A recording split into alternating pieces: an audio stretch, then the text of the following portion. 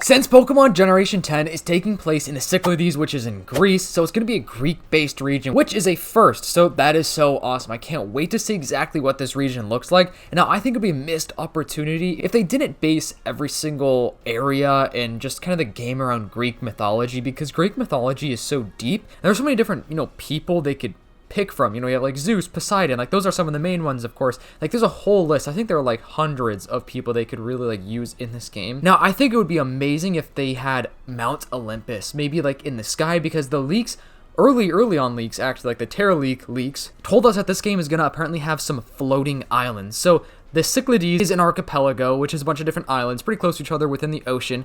And then apparently there's also going to be floating islands. So I immediately think of Tears of the Kingdom with the floating islands. It'll probably be something like that, but I think the islands will be bigger than they were in Tears of the Kingdom. Like, I think they're going to be pretty sizable floating islands if I had to guess. Now, it would be cool if like Mount Olympus was so high up, like on a ginormous mountain, that it was up in the clouds, or if it was just simply on a floating island. Like, one of the two would be super, super cool. Now, Mount Olympus, I think, would probably be like where you face the champion. I think that would just make the most sense and would be so awesome, because Mount Olympus would just be like some sort of grand, huge, ginormous area, like within the sky, above the clouds. I just think that would be the coolest thing ever in a Pokemon game. And before we get to the rest of the video, my goal is to reach 20,000 subscribers before the summertime. We are so close. So if you guys can do me a huge favor, drop a sub, turn on the post notifications, because I am giving you guys daily Pokemon news, leaks, and just updates and stuff. So if you guys don't want to miss any of the brand new leaks or updates or news from Pokemon, make sure to drop a sub. Check out my second channel, Pandora's Clips, and join my Discord. Link is in the description down below. And shout out to the member of the week, Corey. Thank you so much for being a member. All right, back to the rest of the video. So I think it'd be cool if like every single, trainer, like gym trainer, was based off of a different Greek mythological character, as well as just the different cities and areas. So there's going to be a ton of islands, which every single island is not going to be its own like city or town. Like there are definitely going to be islands with towns and cities for sure, but I feel like most of the islands are just going to be like cool islands with some unique stuff, hopefully some like old architecture that we can explore, or maybe the game is going to be a modern game, so maybe the architecture will be brand new, but based on like, the past Greek architecture, which is really amazing. There should be another area inspired by Athens, which I think would be really cool. Maybe the gym leader would be a psychic type gym. This area could have a grand library and areas to learn battle strategies. I think that would be pretty cool. There could be another, coastal, I guess, city based on port, which is, where ships come and go and they, trade and export and stuff like that. This could be maybe like a water type gym. Maybe the water type area will be here. This would have a lot of fishermen. Every Pokemon game has fishermen. I think like fishermen are like the classic Pokemon NPC to run into. So we definitely are going to need some fishermen within this game. I just can't wait to see like how this area looks and how this region looks, because there should be some tall mountains. Obviously the water is going to be really interesting, and like the rideable Pokemon, which I think I'm going to save the rideable Pokemon stuff for a separate video, because the rideable Pokemon is going to be really interesting. I'm just curious to see if they're going to go down the Legends Arceus route and give us different Pokemon for different types of traveling. We had like a different Pokemon for riding in the water, one for climbing, one for flying, rather than Scarlet and Violet, whereas had Cordon or Miraidon, and they were able to do everything. So the legendary Pokemon for this game, like the box legendaries, are we going to be able to, use them like as our friend, like we were with Cordon and Miraidon in the beginning of the game? Or are they going to make us, wait till the end of the game to obtain the legendary Pokemon? It's going to be really interesting to see, but I think I'm going to save that for a future video. So if you have any concepts about that, just leave a comment down below and maybe I'll include it in my video.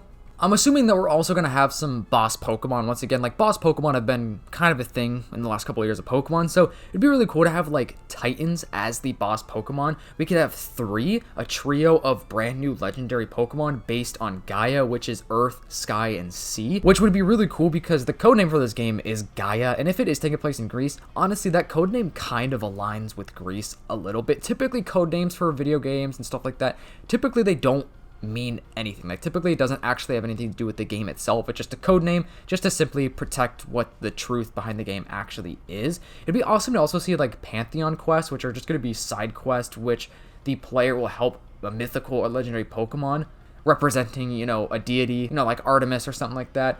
Could also have some day and night features going on where things could drastically change between the day and the nighttime, just symbolizing more Greek mythology.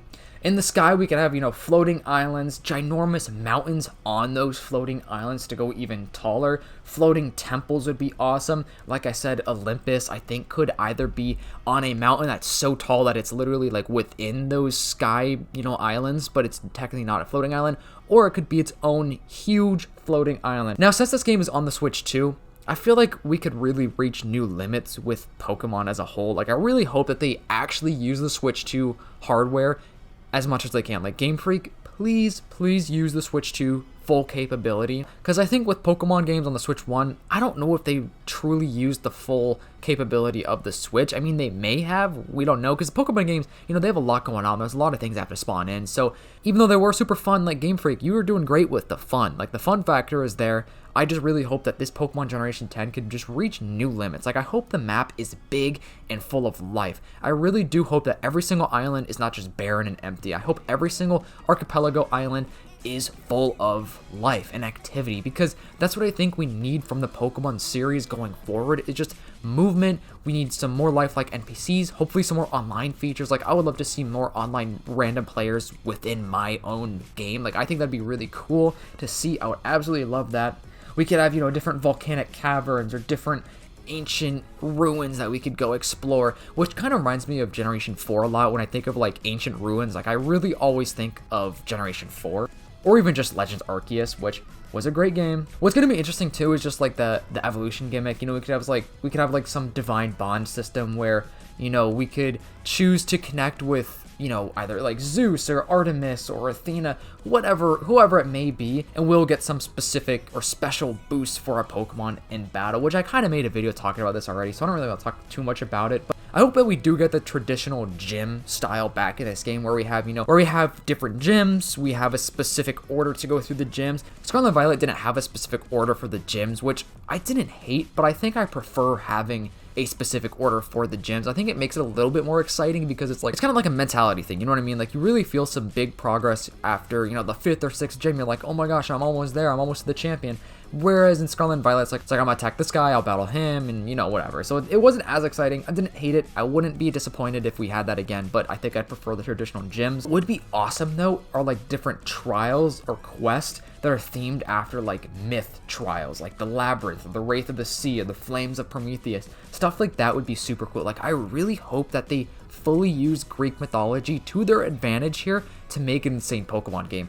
Because Greek mythology goes so in depth, and I hope that they actually use it, because this game could just be based in Greece and not really, have anything to do with Greek mythology. It's definitely possible. Now, I do think that the legendary Pokemon are going to be based off of Greek mythology. Like, they have to be. If they're not, that would be insane. That would be crazy if they were not. So I really do think they will be. However, I could definitely see them just making the whole game just taking place in Greece and have their own complete storyline. But there are just so many different avenues they could really take with this. But I think mainly it's like what I want to see is definitely like more side quests, really in-depth side quests, islands, and just a map that feels alive. I want to see movement, I want to see bright colors, I want to be pushed to explore. Like, I really want to be curious. Like, I want everything to spark my curiosity and be like, oh, what's over here? What's over here? What's on this island? Oh, how do I get to this island? Oh, I gotta level up my Pokemon to level 100 to get here, or something like that. Like, I want stuff that's a little bit more challenging, but also sparks my curiosity within this map.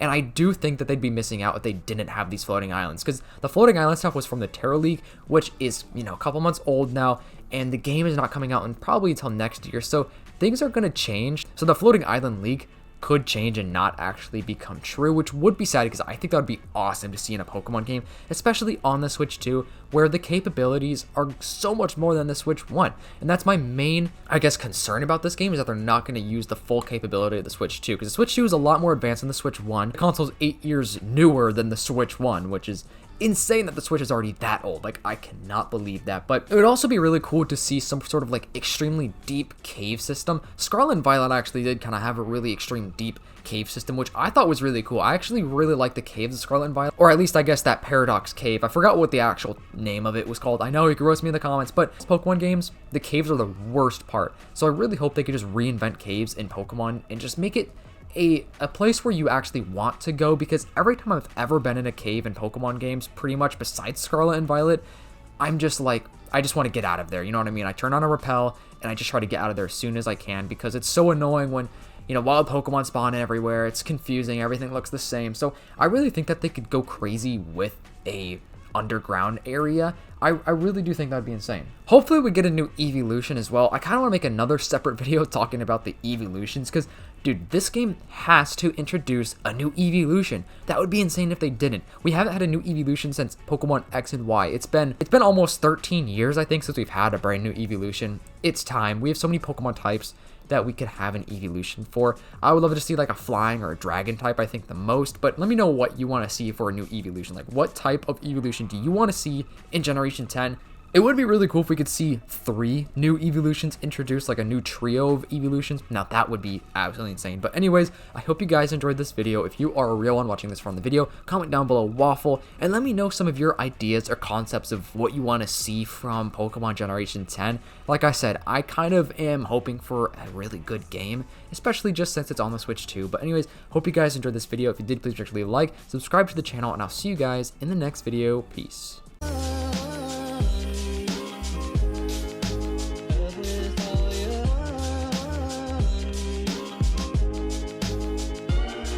Someone